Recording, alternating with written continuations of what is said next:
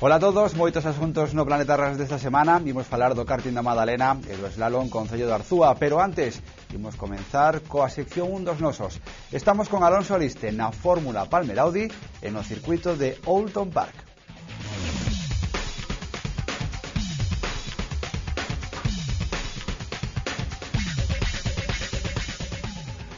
Sen dúbida, Alonso Aliste está a ser unha boa temporada na Fórmula Palmer Audi. O galego un dos mellores situados nun campeonato de monoprazas. Após a proba disputada no circuito de Oulton Park, Alonso Aliste sae terceiro no certame co segundo clasificado a moi pouca distancia.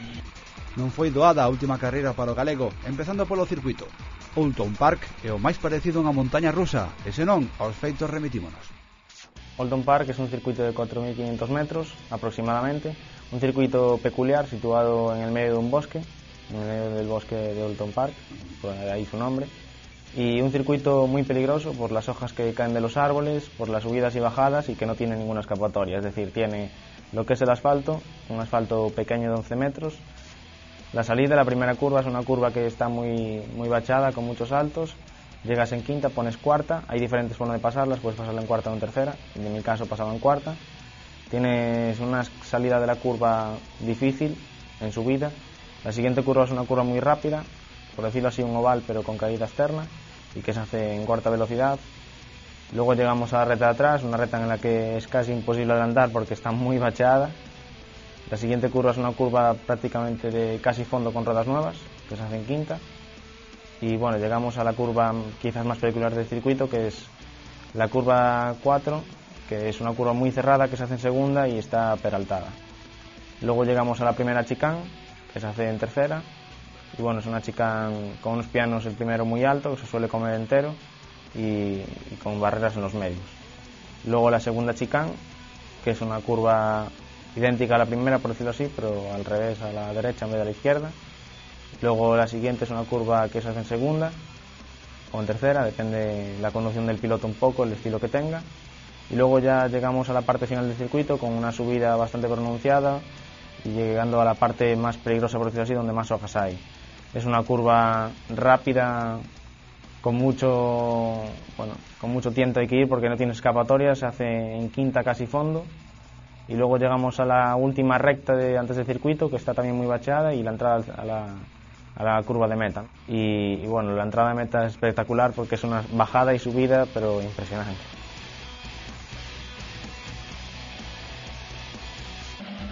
Na primeira carreira, Alonso Aliste partía na cuarta posición e ao tomar a saída pola parte sucia, o lucense perdía un lugar. Non houbo movimentos ao longo das voltas e Alonso Aliste remataba finalmente quinto, sen posibilidade alguna de adiantamentos. Na última carreira, xa con chuvia, Alonso Aliste partía desde o terceiro lugar da grella de saída. Bo posto, que perdía nada máis arrancar ao ser adiantado polo francés Jus. A sorte estaba co galego, pois nunha manga ben disputada, o inglés Moore sufriu unha saída coa que todos gañaban unha posición. Alonso Aliste pasaba así a loitar polo segundo lugar co tamén español Ramón Piñeiro, malia non mudar as cousas no resto de voltas. En todas las posiciones tienes que descartar los dos peores resultados, con lo cual, bueno, el que va de primero en el campeonato tiene los mejores resultados y le va a perjudicar un poco más. En estos momentos creo que es totalmente factible, estamos aún no en el ecuador del campeonato, con lo cual quedan muchas carreras, muchos resultados y esperemos que poco a poco nosotros los vayamos pillando. Bueno, hoy os vamos a enseñar cómo es la Palmer Audi, que es el coche que conduzco yo este año. Es un coche de 360 caballos, con un boost que da 60 caballos extra. Es un botón que se utiliza 6 veces de 6 segundos. Y bueno, neumáticos Avon, como podéis ver. En este caso están los de lluvia porque en la última carrera ha llovido. Bueno, aquí podéis ver el cockpit, en el cual tenemos el volante y todos los instrumentos que nosotros manejamos. El volante, como en todos los monoplazas, es extraíble, tiene dos botones, uno es para hacer el boost, le pulsas y tienes los 6 segundos de 60 caballos extra, luego otro para pasar las diferentes pantallas que van apareciendo aquí. Aquí tenemos lo que es la pantalla central, donde tenemos las revoluciones para cambiar, luego la palanca de cambios, un cambio secuencial en H, de 5 velocidades, un cambio que no da ningún problema, que es muy fiable y que bueno, es rápido. Luego tenemos el repartidor de frenada aquí, sistema de datos, el extintor, el botón de encendido del coche, la inyección y la luz de lluvia. Y luego pues lo que son arnés, el asiento y los arneses. Como podéis ver, el asiento está hecho totalmente a medida del piloto, ya que bueno, en estos monoplazas es lo más importante, ¿no? Tener un buen feeling en el cockpit. Y la verdad es que este asiento son hechos de poliuretano, que bueno, es una especie de espuma que se va hinchando, quedas tú como si fuera la forma, ¿no? Luego se recorta y se encinta. Es igual que el Fórmula 1, pero para este coche. Es un coche con 360 caballos de potencia, un coche con mucha potencia para lo que es, porque son 500 kilos de peso. Y bueno, un coche difícil de conducir.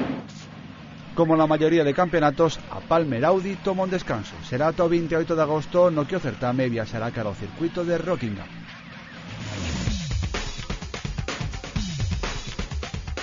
O piloto español Antonio Albacete encamiña con paso firme un novo título no Campeonato Europeo de Camións. O regreso a competición tras as curtas vacacións estivais non puido ter sido máis exitoso para o piloto de Man, que segue liderando este certame. En Nürburgring, as 4 carreiras disputadas neste meeting foron saldadas con podiums por parte de Albacete.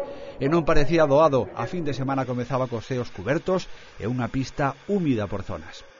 Tras conseguir o terceiro mellor tempo nas cronometradas, Antonio Albacete cedía na primeira das carreiras ante Chris Levet. Sorpresa, pois ninguén contaba con este piloto como aspirante a vitoria. Marcus Ostrich pelexou pola terceira posición, pero un problema cos freos faríalle perder posicións. O seu lugar ia ser ocupado polo principal rival do piloto español, Marcus Bosiger. Na segunda carreira, coa orde de saída cambiado, Albacete partía desde a sétima posición e tras o incidente inicial entre varios participantes, o piloto español de Man lograba sortear a Melé para subir ata o segundo posto. Así terminou Albacete, non sen pelexar pola vitoria con David Bresky. A terceira e cuarta carreiras reservábanse para a segunda xornada de competición. Xa co chan seco, o de Man facíase coa pole para a primeira delas. Desde esa posición, Albacete controlaba os seus rivais e apuntábase a súa primeira vitoria da fin de semana. Ostrich e Chris Levet seguirían o español nesta clasificación. Encantado con el resultado, ha sido muy bueno porque los rivales directos están detrás, quinto y sexto creo, o cuarto y quinto. Y bueno, menos las últimas vueltas que con los doblados ha sido muy difícil porque no te veían. Lo demás ha ido todo perfecto, el camión ha funcionado muy bien y bueno, pues estoy muy contento por todo el equipo. De novo mudaba a orde de saída para a última carreira do fin de semana e desde a sétima posición, de novo, Antonio Albacete volvía a lanzarse a outra remontada que o levaba finalmente a ser terceiro. Un gran resultado tendo en conta que Bosiger foi penalizado por golpear a Jochen na saída. Foron 10 puntos menos para o piloto suizo de Renault que cede na clasificación xeral do campeonato. Antonio Albacete lidera con 29 puntos de vantaxe, pero non hai tempo para descanso. Os días 7 e 8 de agosto a cita será no Grande Premio Camión de Rusia.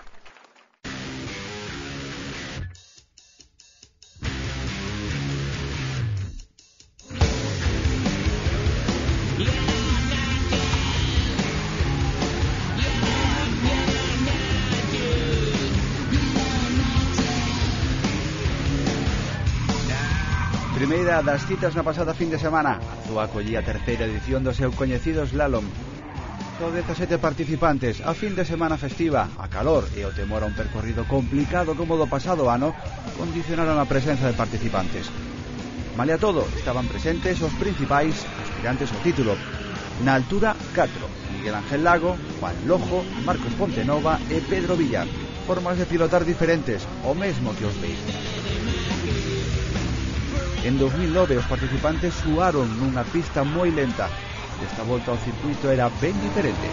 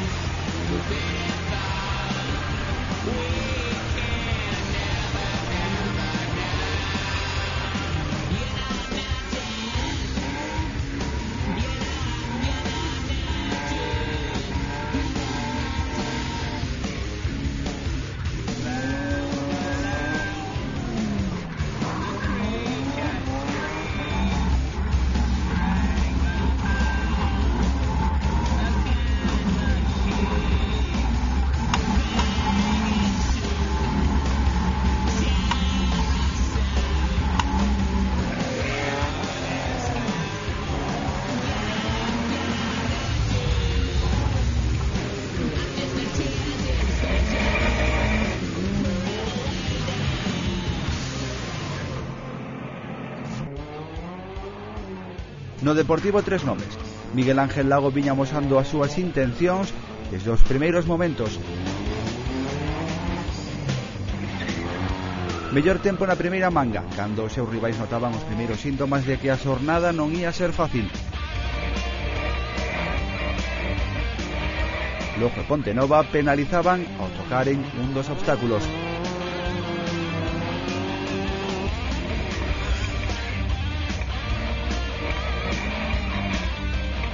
O percorrido ensarillado non era nada doado para ninguén. Así, na última e definitiva manga, as cousas volvían complicarse para os pilotos dos Citroën Saxo. Lojo sufrió unha saída e perdía tempo. O mesmo que Marcos Pontenova, no caso do piloto lucense, por mor dunha freada errónea. Milésimas separaron a ambos na clasificación xeral. Miguel Ángel Lago marcaba o mellor crono, pero era penalizado. Con todo, o tempo da primeira manga era suficiente para que o piloto de Narón sumase unha nova vitoria. O campeonato anímase, e Lago é un dos máis serios candidatos ao mesmo. Do resto, José Luis Otero voaba con este poderoso Peugeot 309 para rematar na cuarta posición. Ficou nas portas do podio, aínda que as diferenzas semellaban insalvables.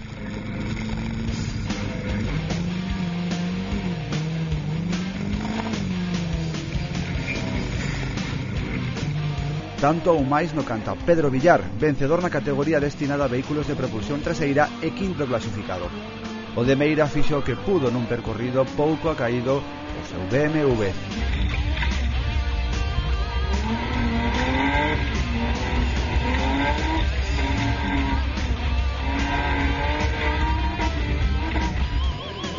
Após Francisco Martínez co Opel Astra, Marcial Vila daba conta do seu compañeiro José Villaverde. Foi o duelo do Renault 5 Maxi que se decidiu por un segundo.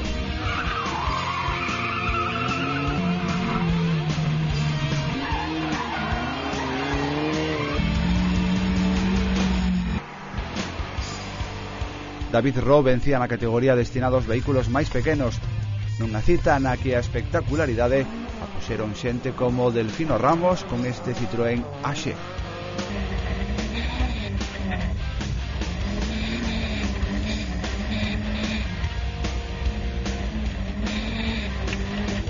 Seis pilotos completaron a clasificación final, clasificación que pechaba Paula Ramos, con mesmo vehículo que curiosamente se impoñía o resto de presentes.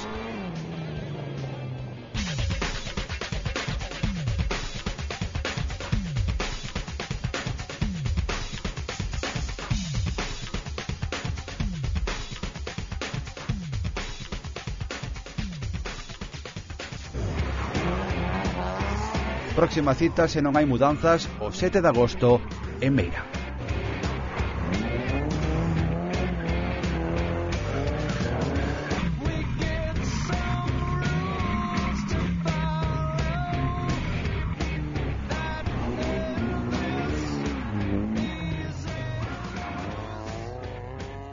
O que se trata de facer as curvas son máis retas posibles. O que máis gana normalmente é o que fai menos kilómetros ao chegar arriba, menos metros.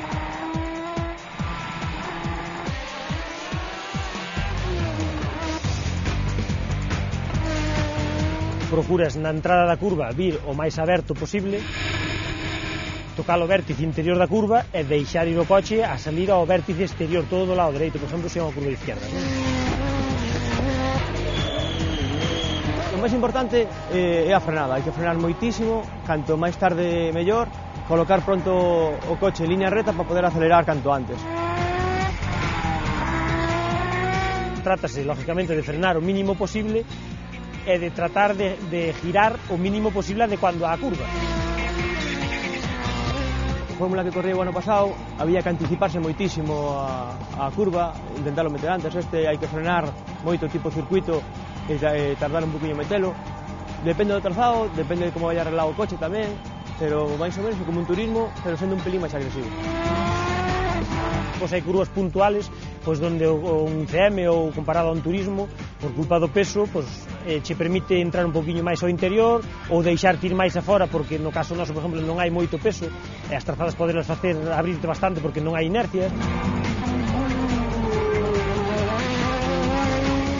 unha subida normal, sobre todo pilotos como a mí que vimos de rally, estamos acostumbrados a ter o amigo ao lado, o copiloto, e nos costa máis. Eu, personalmente, lle dou unhas 60 pasadas. Se é o primeiro ano que corres e non conoces a subida, lógicamente tes que dar unhas cuantas pasadas, pois podes dar 10, 15 pasadas ou 5, eso depende un pouco tamén como lle queda a carretera. Hai persoas que con 2 pasadas xa teñen memorizada e outras necesitan 10 pasadas. É fácil saber a curva que ven, pero ti tens que ter clarísimo o que ven despois da curva, se ven unha reta ou tal, para estar colocado e para non perder tempo. É dicir, eu cando teño ben memorizada a carreira, desde abaixo, e cando me sento no coche, e desde abaixo hasta arriba, na cabeza vou trazando todo.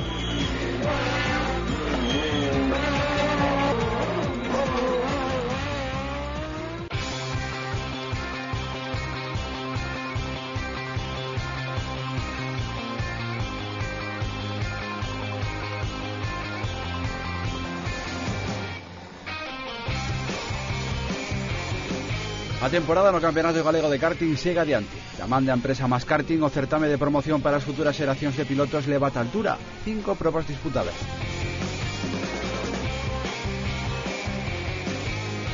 Temporada na que a organización do certame decidiu centrarse nos circuitos mellor preparados para acoller este campeonato coas máximas garantías. O da Magdalena, en Soutelo de Montes, é un deles, e alí acudiron os habituais durante a pasada fin de semana, todos agrupados en 4 categorías.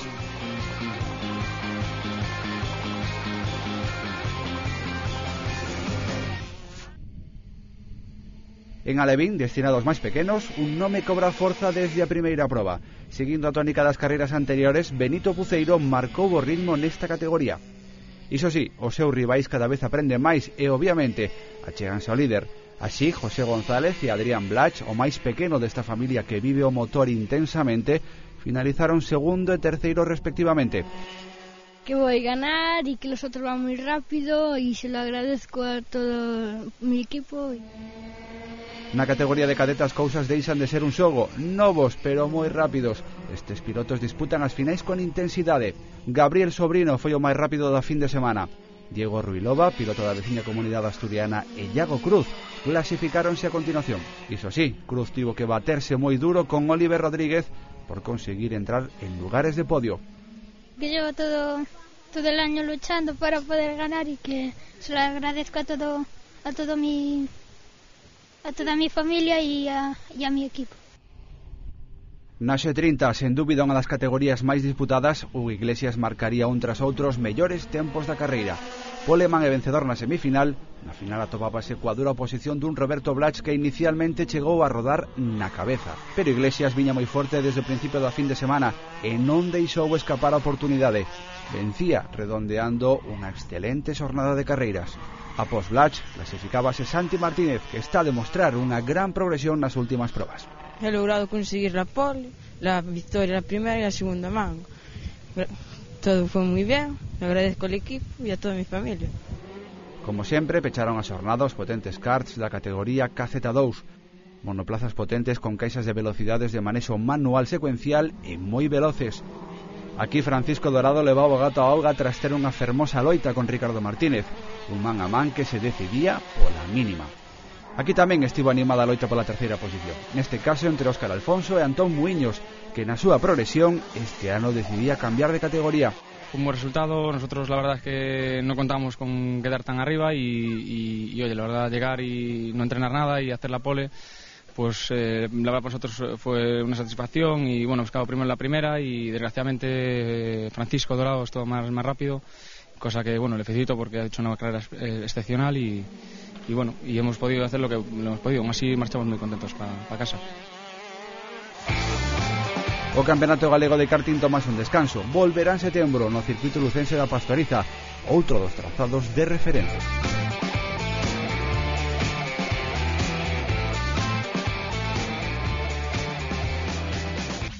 Rematamos, nada máis por hoxe. No vindeiro programa estaremos aquí de volta cun resumo de todo acontecido na primeira metade do Campeonato de España de Rallys de Asfalto. Non vos lo perdades. E mentres, xa sabedes, estade atentos ás páxinas web de V Televisión e planetarras.tv. Chao amigos.